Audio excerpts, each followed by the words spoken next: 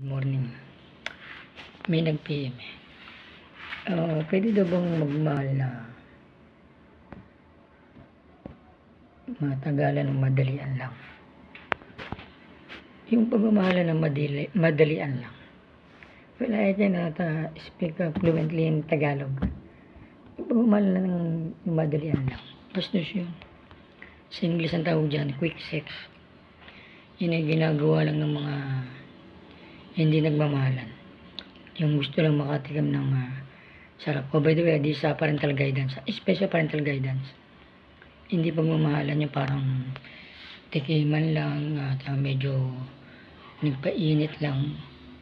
Maaaring maksidente, mabuntis o hindi. And it is bad for the girls. For the boys, maybe not. Kasi sa babae kasi na-absorb ng babae yan eh. Lahat ng liquids. Nagiging bagay ng katawan niya. Pag lalaki naman, labas lang. So, mas maganda yung pagmamahalan na forever, pang matagalan, di ba?